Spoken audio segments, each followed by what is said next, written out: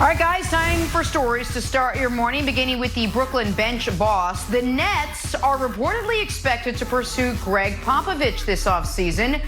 Broussard, even though it's unlikely, let's play it out. What would Pop mean for Durant and Kyrie? This would be tremendous for Durant and Kyrie. It'd be their best chance to win a championship. They both have great respect for Pop, obviously. And if you look at it on paper, whether Brooklyn makes a trade of Spencer Dinwiddie, Karis LeVert, whoever, they have the most talent in the East on paper. Now you get a guy like Pop who can bring it all together, a guy that has shown he can coach many different styles, whether it's Twin Towers, Duncan's the focal point, Tony Parker, point guard's the focal point, shoot the three as they did in 2014 and 2013, or mid-range now because he's got LaMarcus Aldridge and DeMar DeRozan. Offense first, defense first. Pop can do it all. He would adjust to KD and Kyrie, and they would be phenomenal. Yeah, it just doesn't seem like it's going to happen, though, Nick. This seems like it's going to be like the Nets are pursuing moving the hoop to 9 feet. It just seems so outlandish. I don't know if it's worthy of discussion, Nick. Yeah, well, I mean, I think it's worthy of discussion because for some reason it keeps getting floated. I agree with everything Broussard said. I think that the Nets are this close to being the favorites going into next year anyway, and that's not knowing who their coach is. If they get one of the 3 greatest coaches ever, they become the favorites. But I have no reason to believe KD or Kyrie want this, and I have no reason to believe Popovich wants this. Steve Kerr didn't think coaching Kevin Durant was exactly a barrel of laughs himself, and we know Pop and Kerr are close. So I just don't see Pop for the final couple years of his career signing up for this and moving out of San Antonio. It would be an amazing coup. Adding Pop would be a bigger addition than adding Kyrie. It'd be that big of a deal. Well, and also, Wilds, remember Durant to Golden State was outlandish until it actually happened. On to summer shakeup. Speaking of which, the Warriors are in win-now mode with Steph and Klay set to return next season. As a result, they're reportedly looking to trade their first-round pick, which could very well turn out to be that first overall pick, along with Andrew Wiggins for a star like, say, Pascal Siakam. Nick, start with you. What do you make of this? I mean, I applaud the Warriors cabal from lowering their sights from the #1 pick and Andrew Wiggins for Giannis to just the #1 pick and Andrew Wiggins for All-NBA player Pascal Siakam. But, I mean, at this point, if they keep ratcheting it down 30%, eventually they'll land around where they could be. Like the #1 pick and Andrew Wiggins for CJ McCollum, if you include something else as well. Maybe. And by the way, I know America can't do math, but Warriors fans, you have an 86% chance of not getting the #1 pick. You have a 48% chance of getting the 5th overall pick. This is the same thing we did with the Knicks last year. It's like, oh, what are they going to do with the #1 pick? Not get it. Same with the Warriors. What are they going to do with the #1 pick? Not get it. But luckily, Broussard, they've got Hall of Fame 4th option Andrew Wiggins, so they'll be just fine. They can stand pat. You are so disrespectful to one of the best 4th options in the NBA. 4th option, then give me another 4th option who gives you 20 a night. He's athletic. He's their 3rd option. He's got a problem with his motor. Okay, but that's why he's a 4th option. No, Draymond's 3rd. How about this, though? How about the 1st pick and Draymond for Ben Simmons? How about that, Nick? No, you like why that? would Philly do that? No, I don't like that. Why would Philly do that? While we're getting dreams, why not?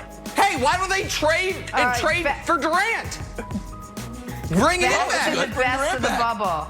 Hang on, we got time for that discussion. Dame was named unanimous bubble MVP on Saturday, but it was our guy Nick right here who took home the real honor in all of this. Nailing the all-bubble first team of Dame, Harden, Luka, Booker, and TJ Warren. Broussard, I think you did the same, but I mean, is this not proof that Nick maybe, sort of, kind of deserves a vote? Thank you. I'm lobbying for him, but it's been tough. I'm not gonna lie. I don't know. I don't know if it's coming soon. But I agree. Nick did nail this. I agree with him wholeheartedly. Dame was the MVP. Wiles has a beef with that, but I don't understand it. No, I just real quick. Go. It makes me sad. I felt better when I thought Broussard wasn't lobbying for me. The fact that he said, I've been lobbying for you, but it's been and tough, they still won't leads me to believe there might be some bad feelings towards me at the NBA office that I didn't know about. So that's unfortunate and something I evidently need to repair. Wild, you wanted Booker to be the MVP, right? Yeah, I'm pro Dame, but Booker went undefeated. He's like, guys, I didn't lose a game. He deserved it. Nick, they have not bad-mouthed you. The NBA has not bad-mouthed. All right, on to tonight's playoff so what have they done? Luka and the Mavs taking on Kawhi and the Clippers in Game 1. Nick, assuming that Kawhi plays, I'm kidding, what will be the key in this series? Who the hell's guarding Paul George? I mean, that's the issue here. Dorian Finney-Smith is going to have to guard Kawhi, and that leaves exactly who for Paul George. That's the key here. And while the Mavs can score with anyone, as Wilds has repeatedly made the point, and I think it can't be harped on enough, this is the highest scoring offense on a per 100 possessions basis in the history of the NBA. So the Mavs are going to be able to score, and Kristaps, I think, was the first man out of the all-bubble team. If there was a sixth man, I would have made it him. He's been great, but Broussard, for your beloved Los Angeles Clippers, your lifelong team, I just don't know who guards Paul George. I think that there's only one. And by the way, it's not like Dorian Finney-Smith is a stopper. It's not like, I mean, he's a good defender, but it's not like I think Dorian Finney-Smith's going to be able to stop Kawhi. My point is he's the only body they have to throw at a very capable wing player, and the Clippers have two excellent of those guys. So to me, unless somebody shocks you and is able to guard Paul George, I don't know how the Mavs can slow down the Clippers offense. I love the way, Nick, you analyze this series as if it's close, as if there's a shot, like, oh, this is a great one, this is the key. There is no key.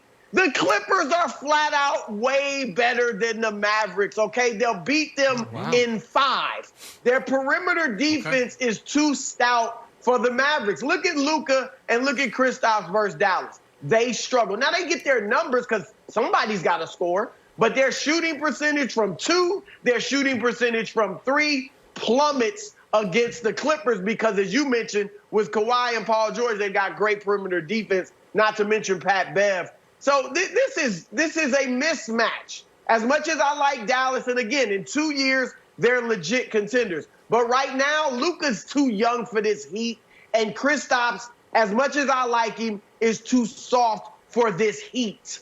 Soft? Oh, wow. Yikes. Kristaps got called soft. I like him, but, you know, that was it is what it is. I like him, but he's weak.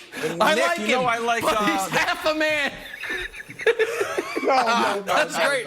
I like him a lot. Soft as cotton. He's a I love him so much.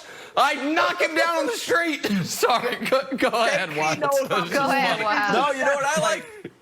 The X Factor. You know, I told you when Joakim signed with that team, you guys made fun of me. I said he's going to provide the X Factor. He's on Instagram showing you what you need. Looking like Phil Jackson, 11-time NBA champion, moving around the sage, blessing the Clippers' doors. So any chance that the Mavs have went up in smoke once Joakim went down. Oh, look at this. There you go. I don't know. That's Kawhi's. How nervous did Doc Rivers get? Wild. When he saw Joakim Noah walking down the hallway with a giant plume of smoke surrounding him, how nervous did he get?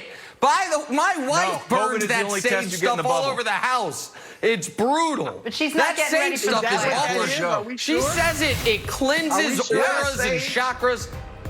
Yeah, I don't know, man. It cleanses your chakras.